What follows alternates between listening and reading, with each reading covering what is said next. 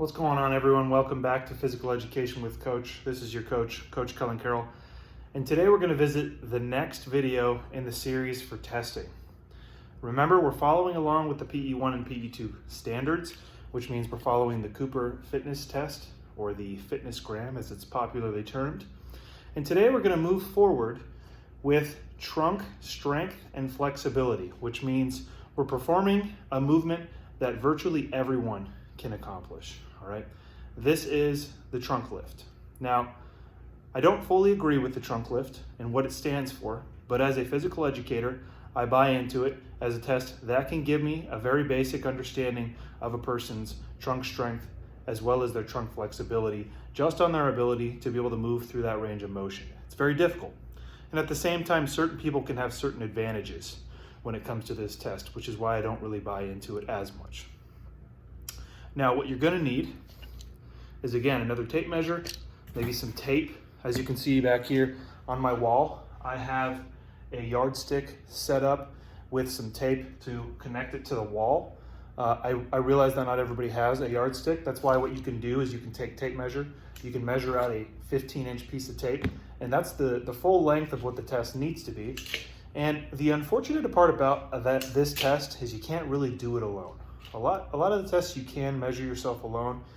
Maybe it's not as valid that way because I know a lot of us tend to fib just a tad bit in order to impress our friends and family. But with this one, you're really going to want to ask for some assistance because it is difficult to execute the test properly without adding any kind of error to it to measure yourself. Now I'm going to go ahead and go through what it's going to look like here. You're going to want to lay to the side of your tape measure. You're going to want to put your hands at your side, okay? And from this position, you're going to want to try and lift yourself off as far as you can go. And you can see this is where it's kind of difficult to be able to measure from your collarbone over to that ruler. That's where it would really come in handy to have another opinion. Now, there's one thing I want to explain. I just told you that I'm measuring from the collarbone. I know typically we measure this test from the chin, but one of the things I disagree with it is how individuals can extend their neck.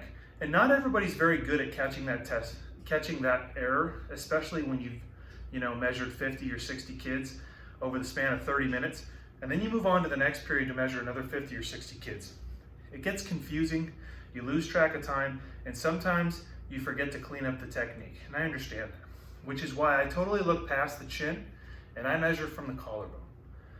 So, if you can make it to 15 inches, that's not necessary, but that shows that you have pretty good lower back and trunk flexibility.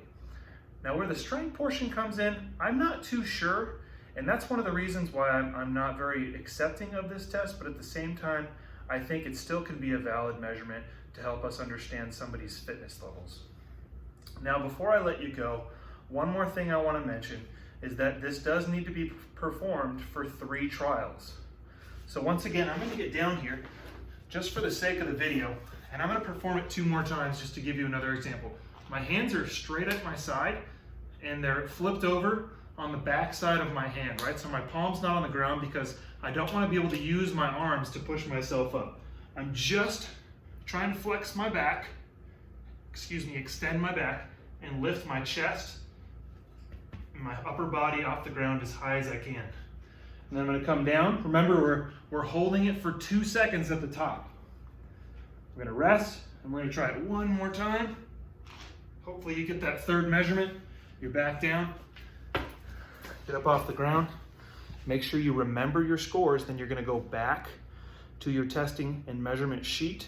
You're going to type in those 3 trials, and again, it's going to have a small algorithm built in to give you the average of your tests, and that's going to be your score. You just finished trunk flexibility and strength. I will see you in the next video.